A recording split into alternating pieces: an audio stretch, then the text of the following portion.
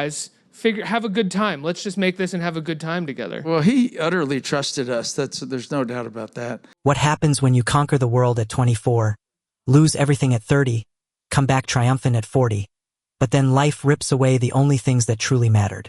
How does a man who made the entire planet dance end up isolated in a Florida mansion, talking to photographs of people who will never answer back? And why, after Hollywood resurrected him once, did the same industry that saved him refuse to do it twice?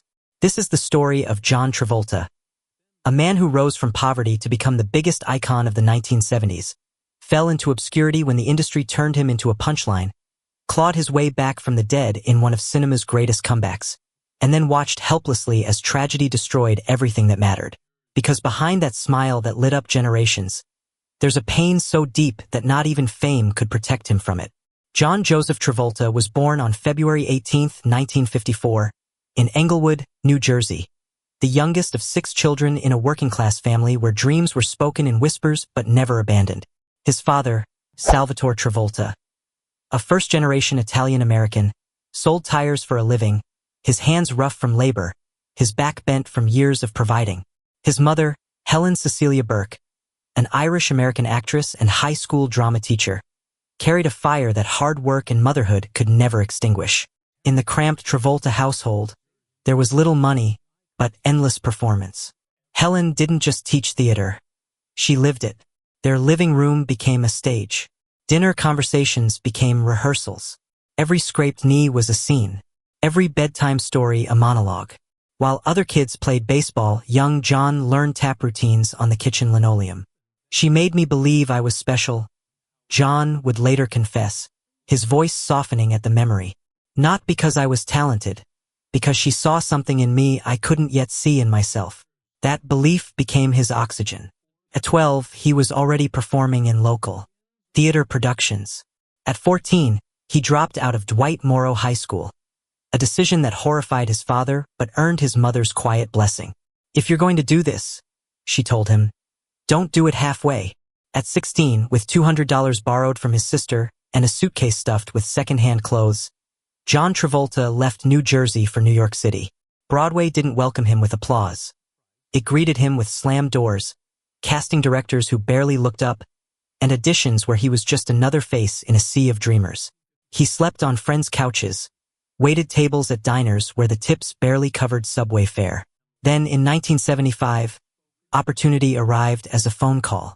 A new TV sitcom needed a charming, cocky Italian kid from Brooklyn. The show was Welcome Back, Kotter. The character was Vinnie Barbarino. Within weeks of the pilot airing on September 9, 1975, the boy from Englewood became the name every teenage girl in America was screaming. But John didn't want to be a sitcom actor. He wanted to be a movie star. In 1977, fate delivered. Saturday Night Fever was a low-budget film about a Brooklyn paint store clerk who escaped his dead-end life through disco dancing. Director John Badham saw hunger in Travolta, the hunger of a kid from New Jersey who understood what it meant to dream in the dark. John trained 6 hours a day with choreographer Denny Terrio, starving himself to achieve the lean, hungry look of Tony Manero. When Saturday Night Fever opened on December 16, 1977, it detonated. The film grossed over $230 million worldwide. The soundtrack became the best-selling album of all time, moving over 40 million copies. And John Travolta, at just 23 years old, became a god.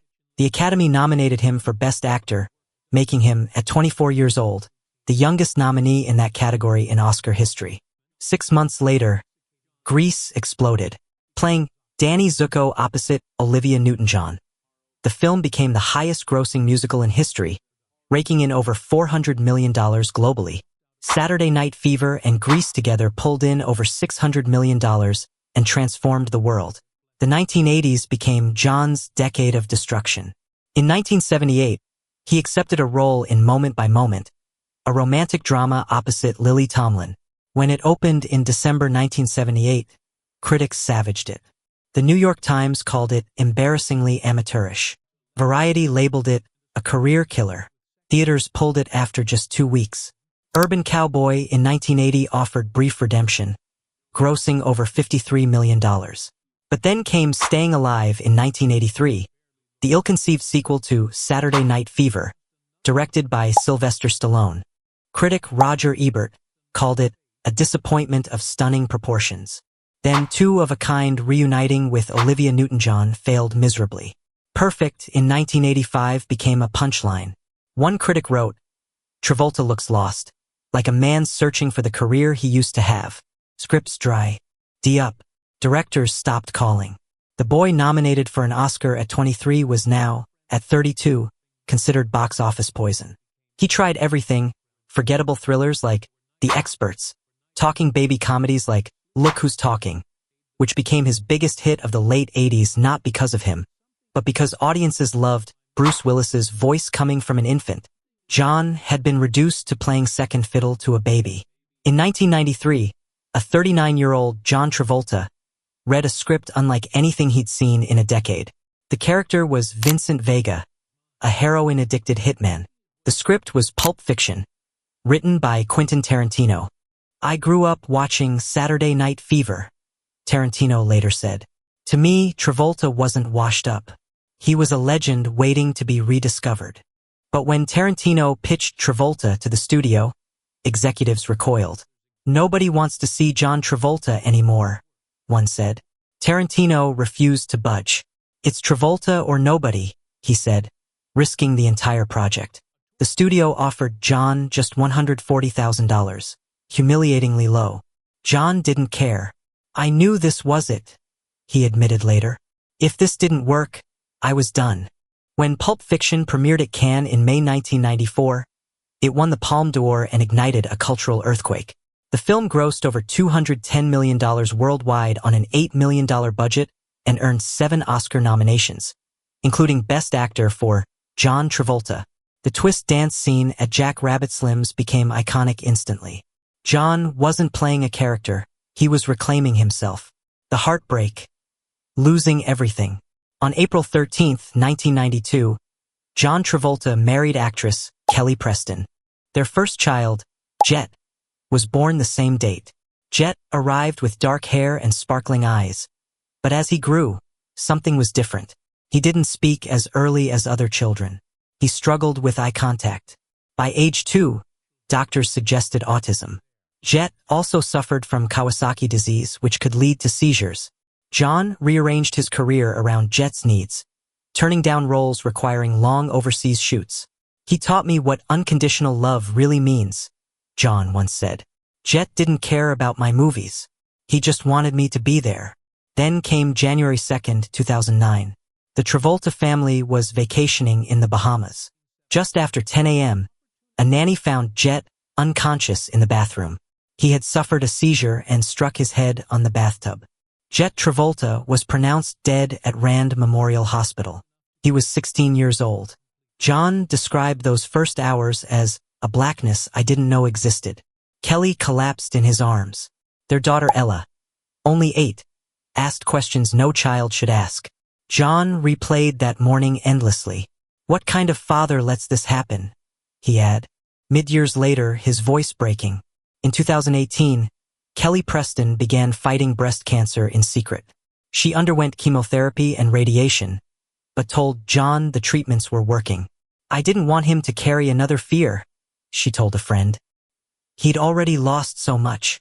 The COVID-19 pandemic locked the world down in March 2020 as Kelly's condition deteriorated. John described those months as suspended in a nightmare I couldn't wake from. He cooked meals Kelly could barely eat. He held her hand through unbearable pain. On July 12, 2020, Kelly Preston died in her bedroom. She was 57 years old. Benjamin, only 9, whispered one night, "Is mommy with Jet now?" John, tears streaming, could only nod. Today, at 71, John Travolta lives quietly in his Ocala, Florida estate with 2 private runways where his aircraft sit mostly unused. "Flying used to make me feel free," he told a friend. "Now it just reminds me of who I used to be." His house has become a shrine, photographs covering every surface. Kelly on their wedding day, Jet as a toddler, Ella graduating, Benjamin blowing out candles. His days follow rigid routines.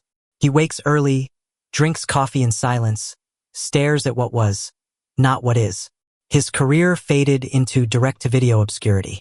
Gotti in 2018 held a 0% rating on Rotten Tomatoes before reaching 12%. Trading Paint, Speed Kills, The Poison Rose. The titles blurred together, vanishing without trace. Hollywood had moved on. There were no Tarantinos waiting this time. Financially, he's secure, worth $250 million. But wealth can't buy back what he's lost. He remains involved with the Church of Scientology, though his participation has quietly diminished. Socially, he's almost entirely isolated. Old friends rarely hear from him. John Travolta's story isn't a Hollywood fairy tale. It's a reminder that fame is fleeting, that triumph can't shield you from tragedy, and that even legends bleed. From the disco floors of Saturday Night Fever to the resurrection of Pulp Fiction, from global adoration to unimaginable loss, John has lived 1,000 lives in one. "I never thought I'd outlive my son," he said in a rare interview, his voice barely above a whisper. "And I never imagined facing old age without Kelly. I don't know who I'm supposed to be anymore." John Travolta is no longer the king of Saturday nights.